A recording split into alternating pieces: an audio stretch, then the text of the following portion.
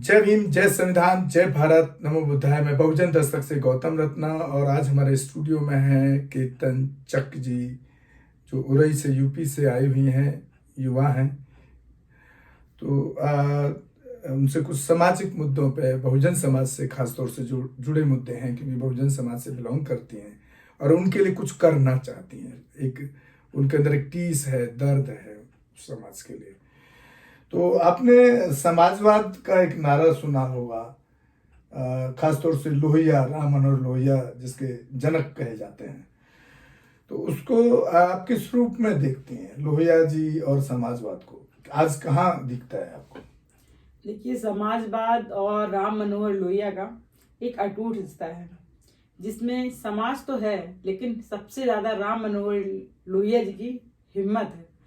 वो हिम्मत जब उन्हें जेल में बंद कर दिया गया और उन्हें कई सारे अंधेरे में रखा गया, उन्हें कई सारे दिन यातनाएं दी गई, लेकिन उनकी हिम्मत नहीं टूटी।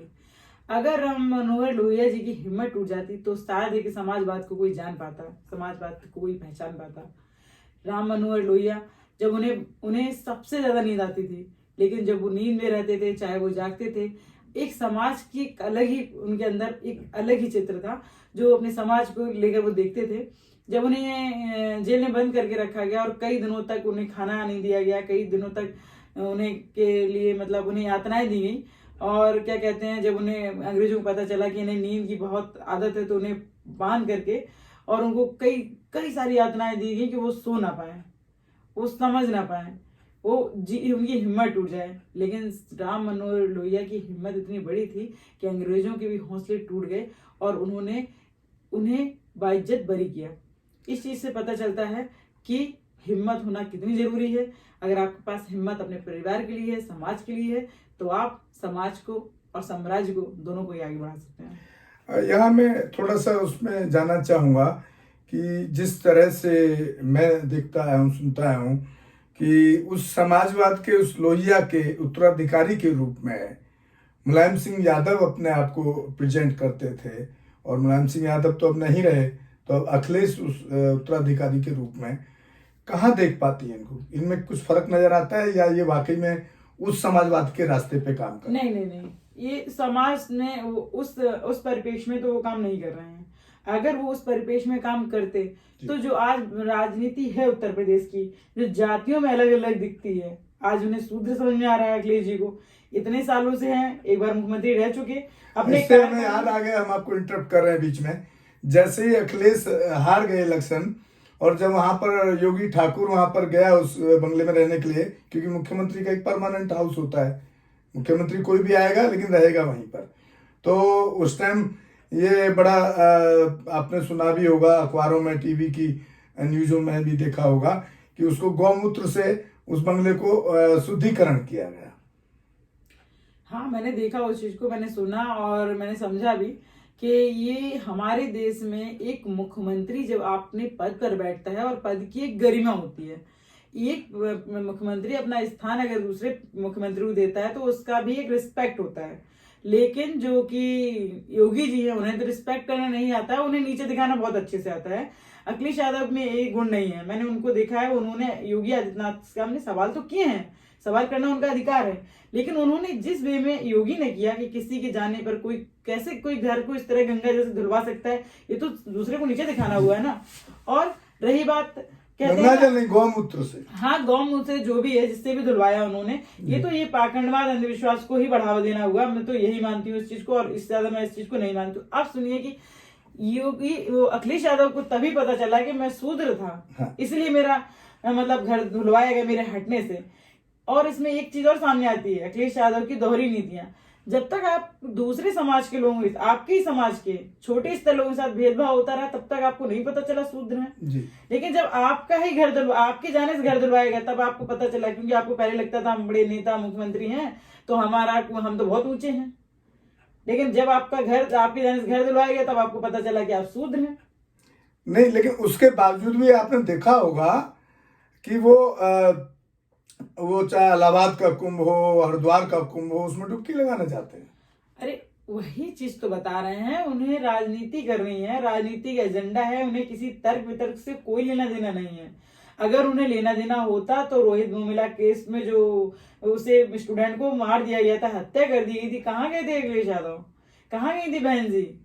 और कैसे कितने ही बच्चों को मार दिया जा रहा है जो अम्बेडकरवादी सोच को रखते हैं, जो कहीं झुक नहीं रहे, उनका एडमिशन नहीं होने देते, उनको नौकरी नहीं करने दिया जाता, उनको हर तरह से परेशान करते हुए आत्महत्या कर ले रहे हैं। आप हमारे को ही देख सकते हैं ना, मेरा चैनल, मुझे मेरी कंपनी को ब्लैक लिस्टेड कर दिया गया सारे चैनल, जब से हमने बाबा साहब के मिशन पे काम। और आप नेता हो तो आपका ये मतलब नहीं है कि आपका चैनल बंद करा दिया जा रहा है, आपको कोई फर्क नहीं पड़ता।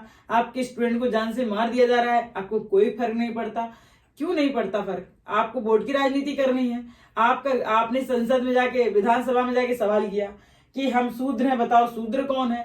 आपको जवाब नहीं मिला, लेकिन फिर भी आप बनारस गए, वहां आपने महाकालेश्वर जी का दर्शन करके वहां ओम नमः शिवाय कर रहे हैं। तो बताइए ना, ये तो शंकर भगवान, विष्णु भगवान, ये नहीं पता है ना शूद्र कौन था? उनसे ही पूछ लो।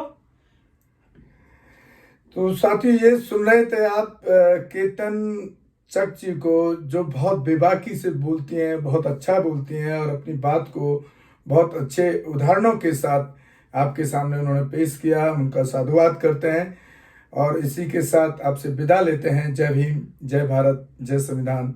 आप हमारे चैनल बहुजन दस्तक को ज़्यादा से ज़्यादा शेयर और सब्सक्राइब करें, ताकि ऐसे पाखंडियों को, चाहे वो किसी भी समाज से क्यों ना आता हो, उसकी सच्चाई को हम उजागर कर सकें कि समाज के नाम पे, बहुजनों के नाम पे, वंचितों के नाम पे, महिलाओं के अधिकारों के नाम पर ये जो बहुजन समाज के जो आज के नेता हैं, कहीं ना कहीं आपको धोखा देने का काम कर रहे हैं। धन्यवाद। हमारे चैनल बहुजन दस्तक को लाइक, शेयर, सब्सक्राइब देखना मत भूलिएगा। जय भीम, जय भारत, जय संविधान, नमो बुद्धाय। धन्यवाद।